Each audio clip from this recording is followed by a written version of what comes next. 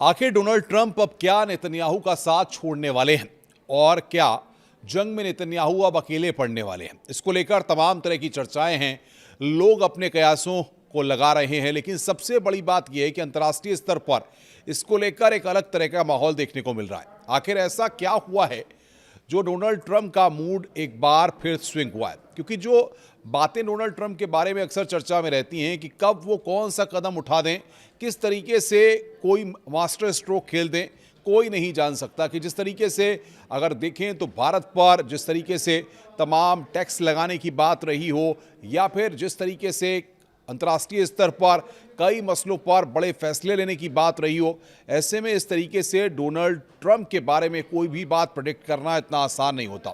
और अगर इजराइल अकेला हो जाता है तो फिर कितनी क्षमताएं हैं इजराइल की, ये अपने आप में काफ़ी महत्वपूर्ण है। आज विस्तार से हम आपको बताएंगे कि अमेरिकी राष्ट्रपति डोनाल्ड ट्रंप ने इजरायली प्रधानमंत्री बेंजामिन नेतन्याहू को आखिर क्या चेतावनी दी है और इस चेतावनी के क्या मायने हैं, अंतर्राष्ट्रीय स्तर पर इसको किस तरीके से देखा जा रहा है।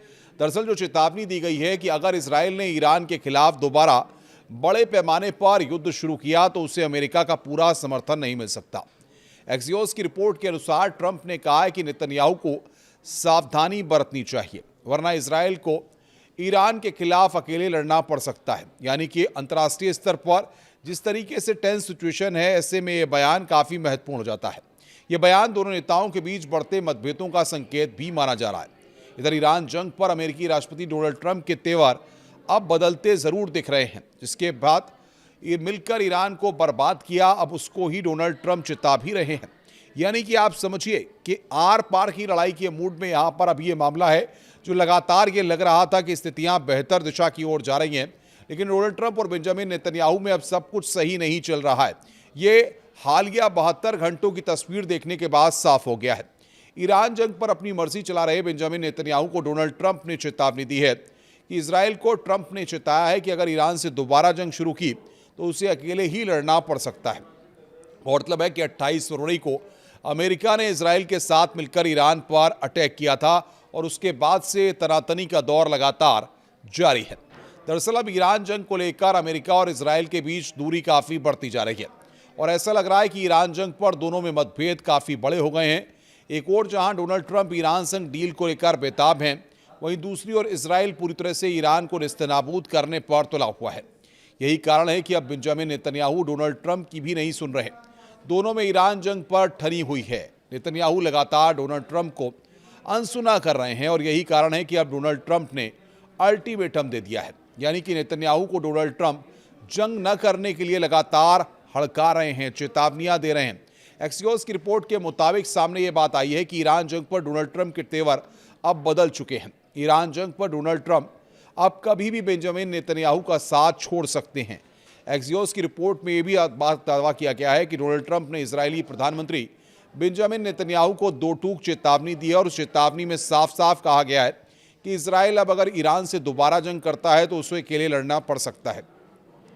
ट्रंप ने ईरान जंग पर क्या दावा किया, यह भी एक महत्वपूर्ण बात है। दरअसल एक्सियोस को दिए एक फ़ोन इंटरव्यू में डोनाल्ड ट्रंप ने इस बात का खुलासा किया है। उन्होंने बेंजामिन नेतन्याहू से कहा है कि बीबी अगर आपको सावधान रहना चाहिए, नहीं तो बहुत जल्द आप खुद को अकेला पाएंगे। ट्रंप का यह बयान कई संकेत देता है। ये बात साफ कहता है कि अमेरिका अब पश्चिम एशिया में एक और बड़े युद्ध में सीधे तौर पर शामिल होने से बचना चाहता है। वहीं ट्रंप का दावा है कि ईरान अब परमाणु हथियार नहीं बनाने के लिए तैयार है और अगले 2 हफ्तों के भीतर ईरान पर पूरी जीत का ऐलान करेंगे।